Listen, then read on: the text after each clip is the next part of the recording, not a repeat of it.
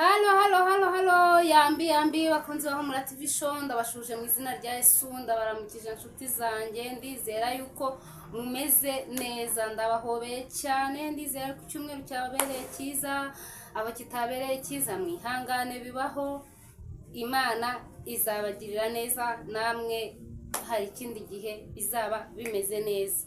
Ngewe rero ndaho ndashima Imana yabanye nanjye, ndashima Imana. Rero nkuko bisanzwe nshuti zanjye,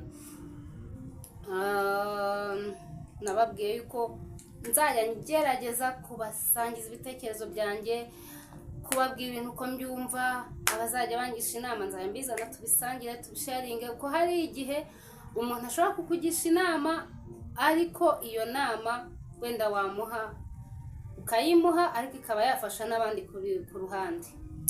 Rero aka kanya tudatinze, dore mu gitondo hari umushuti wanjye wampamagaye angisha inama. Ndi muri rwinshi, ndi kwitegura kujya gusenga, nyine nta mwanya mfite, ariko ndamubwira nti nta kibazo, uze kuza kumvugisha hanyuma nkubwire uko numva ibintu.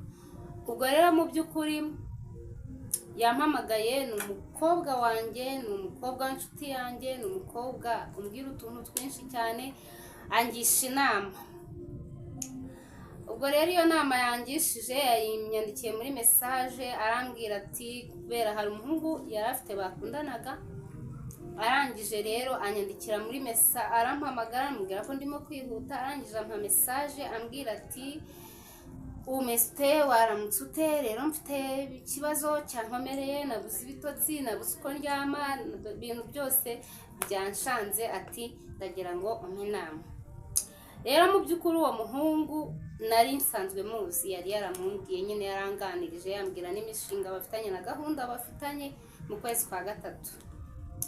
Ubwo rero arambwira ati atuzi wa muhungu, ati yansabye yuko nyine nzajya musura mu gihe ntakoze, nkamusura tukaganira, nkamuraza. Urumva ni umuntu nyine utagira ikintu ampisha na kimwe. Ko buriya iyo ushaka yuko umuntu muganira neza ntago umuhisha ikintu. Ati nkamuraza, nuko tukajya dupanga. Hanyuma rero ati wa muhungu ibintu yankoreye, ati ejo navuye ku kazi nk'uko bisanzwe, ngenda ngiye kumusura, nkuko nyine urumva ntago rwose ari ubwa mbere amusuye we. Uko yanyibwiriye, yambwiye yuko amaze kumusura inshuro 3.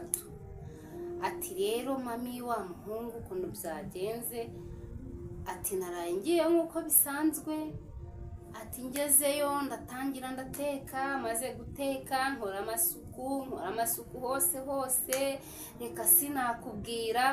Ati nyine nk'uko bisanzwe nta kibazo, atariko ndimo nkora amasuku munsi y'igitanda cye mbonamo kondomu. Ati kandi iyo kondomu yari nshya pe, ntabwo yari iya kera.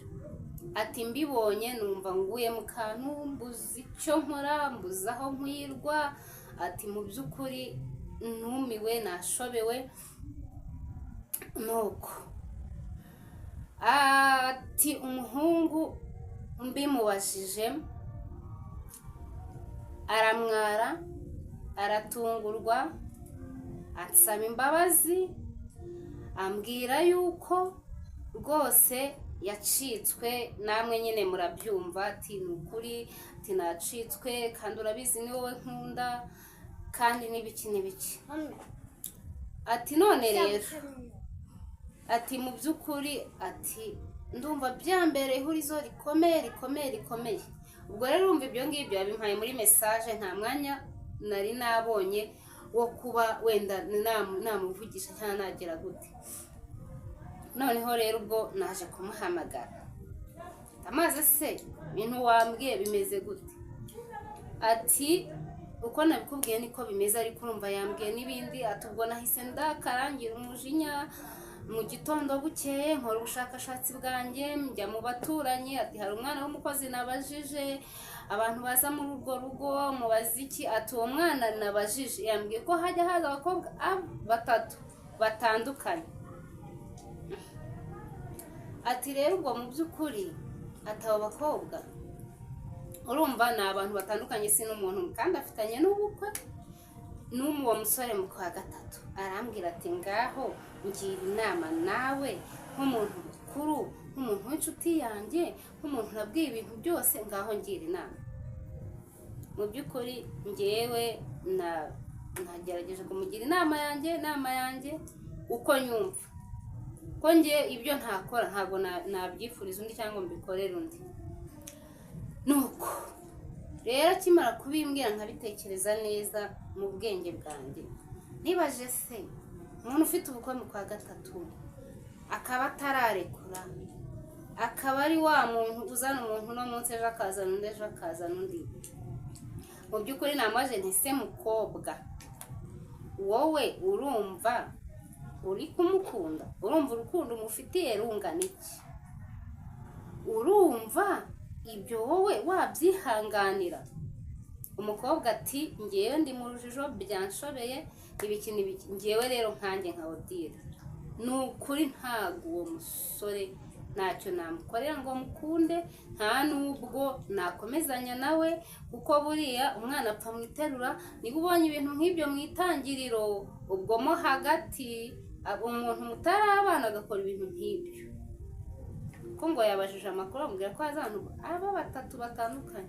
Niba rero ubonye ibintu nk'ibyo ngibyo, urumva yuko mu by'ukuri ntabwo ari ibintu nkanjye ngewe ntabwo ari ibintu nakwihanganira. Hari abantu bajya badefanda ubusambanyi bakadefanda cyane, reka sinakubwira, ugasanga abantu barabweza barabutagatifuza, ugasanga barafata abagabo bakabagira abantu boroshye cyane, ngo abagabo baremye mu irari, baremye mu irari ku buryo ubwo nyine simbizi. Ngewe nkanjye rero namuhaye inama y'uko ari nkanjye namureka, ntabyihanganira.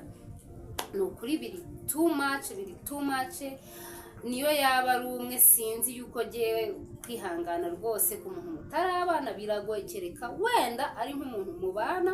Buryo uwo mubana aba ari umuntu wawe nyine, ubonye ibyo bintu bibaye ushobora kwihangana nyine, nta kundi wabigenza, ushobora kuba wakwihangana.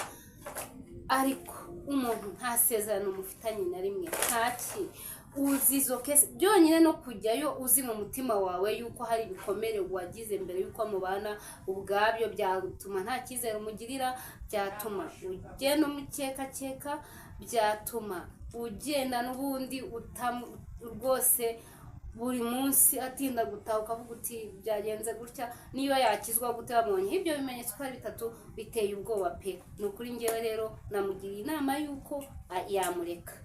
Namwe mudufashe mudufashe muri comment, mumfashe kumuha inama. Ngewe iyo niyo namuhaye, ko ngewe njya guha umuntu inama nishyira mu mwanya we, nkavuga ngo ari nge ntabwo ibyo nabyihanganira pe, ntabwo nabyihanganira. Biri too much, biteye ubwoba. Umuryango mwamugiye kujyamo ni nk'injangwe n'imbeba, ni uguhangana, ni ukugira gute. Ibintu byo kuvuga ngo abagabo bo baremye mu irari, rwose umuntu agize accident ku wa mbere ari we nyir'ubwite bafitanye umushinga, ayigize ku wa kabiri, ayigize ku wa gatatu, birakabije pe. Ni ukuri rwose bakobwa beza, aka ni akagoroba k'abakobwa, tuzajya twicara ducocagura amagambo, kandi uzajya agira icyifuzo icyo ari cyo cyose cyangwa ikintu twavugaho ajye andya kara tubivugeho. Ninumva wenda bindenze nzajya mbisangiza abandi tubiganireho. Ariko ngiye ku ruhande rwanjye rwose uwo mukobwa namuhaye inama yo kwitonda. Ni umukobwa ukiri mutoya, ari mu myaka 21 gutyo, nta mpamvu. Kandi niyo waba ufite 30 nta mpamvu yo kwiyahura. Ugenda ubane n'umuntu musezerane, wakweretse ingeso ze, wakweretse ibintu umurongo nyine, uwo niwo murongo. Ngiye nahise numva yuko we noneho ni ingeso ye, ntabwo ari accident. Ni ingeso ye, ntabwo ari accident. Ahubwo wenda iyo kondoma akaba ari nk'ikimenyetso ahari. Namubwiye rero wa mwana, Imana ikweretse ikimenyetso, simusiga. Niba ubona ibyo bintu uzabyihanganira, ubwo go ahead. Ariko niba ubona utazabyihanganira rwose, hagarara aho ngaho, Imana ikweretse ikimenyetso. Rero nshuti zanjye, nicyo ngicyo nifuje ko twaganiraho kuri uyu mugoroba w'abakobwa. Iyo niyo nama yanjye. Namwe rero mushobora kumpa inama, mushobora kuduha inama muri comment ko wenda njye nshobora no kuba ariko jewe ibyo namubwiye nyine uwo ni njye nabimuhaye nkanjye, ariko namwe please mujye muri comment mutubwire uko mwumva ibintu. Ahasigaye ndabakunda, ibiganiro nakagaruka, ndabasaba subscribe, nkabasaba share, nkabasaba like and comment.